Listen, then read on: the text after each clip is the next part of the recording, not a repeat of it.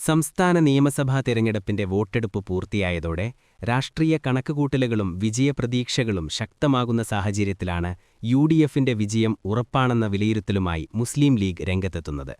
140 മണ്ഡലങ്ങളിലായി നടന്ന തിരഞ്ഞെടുപ്പിൽ യുഡിഎഫ് 85ഓളം സീറ്റുകൾ നേടുമെന്നാണ് ലീഗ് നേതൃത്വത്തിന്റെ നിഗമനം.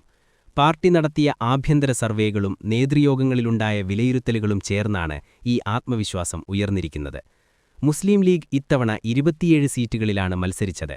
ഇതിൽ 21 മുതൽ 24 വരെ സീറ്റുകളിൽ വ്യക്തമായ വിജയം നേടാനാകുമെന്നാണ് പാർട്ടിയുടെ കണക്കുകൂട്ടൽ.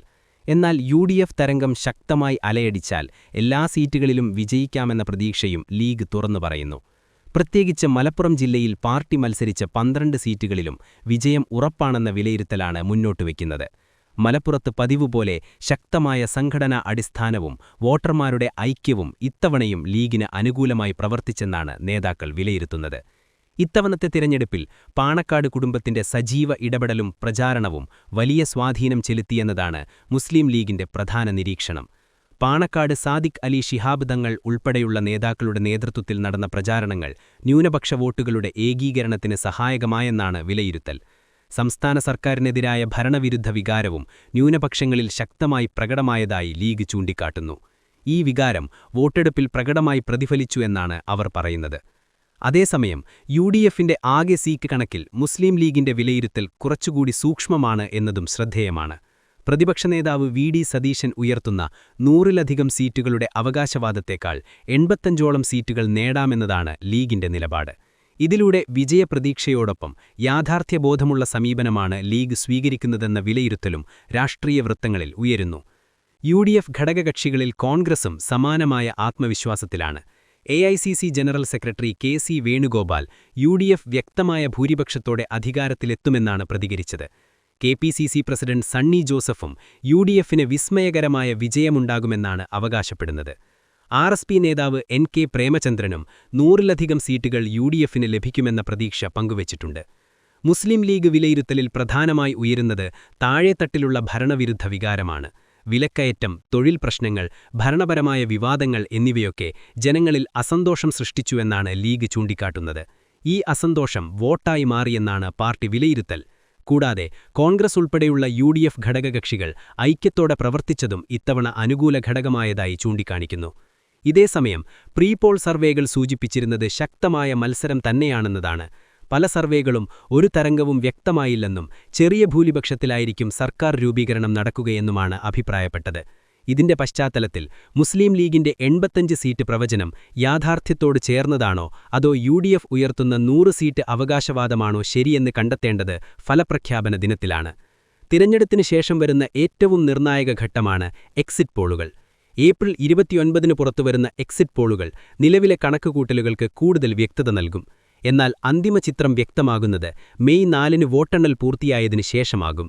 ഇതിനിടയിൽ രാഷ്ട്രീയ കേന്ദ്രങ്ങളിൽ കണക്കുകൂട്ടലുകളും ചർച്ചകളും ശക്തമാകുകയാണ്.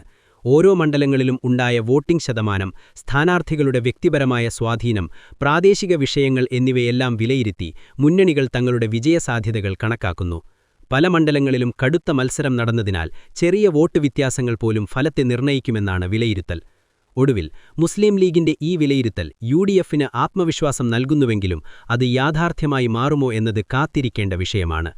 കേരള രാഷ്ട്രീയത്തിന്റെ സങ്കീർണ സ്വഭാവം പരിഗണിക്കുമ്പോൾ പ്രവചനങ്ങളെ മറികടക്കുന്ന ഫലങ്ങൾ ഉണ്ടാകാനുള്ള സാധ്യതയും നിലനിൽക്കുന്നു. വോട്ടർമാർ നൽകിയ അന്തിമ വിധി എന്താണെന്നറിയാൻ ഇനി ദിവസങ്ങൾ മാത്രം ബാക്കി. നിരായുധന ചർച്ചകൾ ഈ പ്രശ്നത്തിന്റെ ഹൃദയഭാഗത്താണ്. ഇസ്രയേൽ ആവശ്യപ്പെടുന്നത് ഹമാസ് ആദ്യം ആയുധം താഴെവെക്കണം എന്നാണ്. എന്നാൽ ഹമാസ് പറയുന്നത് ഇസ്രയേൽ പൂർണ്ണമായും പിൻവാങ്ങുകയും വെടിവെപ്പ് നിർത്തുകയും ചെയ്താൽ അത് സാധ്യമല്ല എന്നാണ്. ഈ പരസ്പര അവിശ്വാസം ചർച്ചകളെ ഒരു സ്ഥഗിതാവസ്ഥയിലാക്കിയിരിക്കുന്നു. ഈ സാഹചര്യത്തിൽ ഈജിപ്റ്റ് ഒരു ഇടനിലക്കാരനായി രംഗത്തെത്തിയിട്ടുണ്ട്.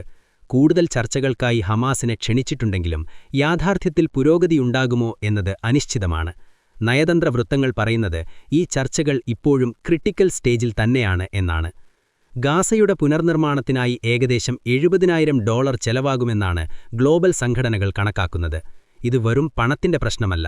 രാഷ്ട്രീയ ഇച്ഛാശക്തി, സുരക്ഷാ ഉറപ്പ്, വിശ്വാസം എന്നിവയുടെ അഭാവം കൂടി ചേർന്നാണ് പ്രധാന തടസ്സം. ഈ ഘടകങ്ങളില്ലാതെ ഒരു പദ്ധതിയും വിജയകരമാകില്ല. ഡൊണാൾഡ് ട്രംപ് തന്റെ പൊളിറ്റിക്കൽ കരിയറിൽ ശാന്തി സൃഷ്ടാവാണ് എന്ന ഇമേജ് സ്ഥാപിക്കാൻ ശ്രമിച്ചിട്ടുണ്ടെങ്കിലും ഗാസ പദ്ധതി അദ്ദേഹത്തിന്റെ മറ്റ് ശ്രമങ്ങളെപ്പോലെ തന്നെ പ്രതിസന്ധിയിൽപ്പെട്ടിരിക്കുന്നു.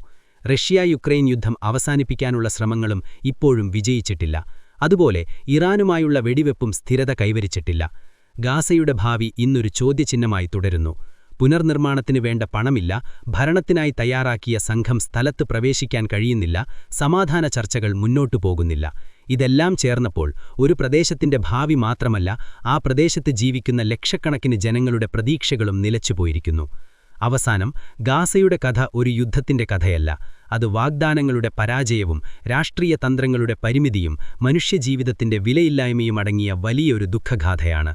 സമാധാനത്തിനായി രൂപപ്പെടുത്തിയ ബോർഡുകളും കമ്മിറ്റികളും ഇപ്പോൾ കാത്തിരിപ്പിന്റെ പ്രതീകങ്ങളായി മാറിയിരിക്കുമ്പോൾ ഗാസയിലെ ജനങ്ങൾ ഇപ്പോഴും ഒരു സ്ഥിരതയുള്ള നാളേക്കായി കാത്തിരിക്കുന്നു.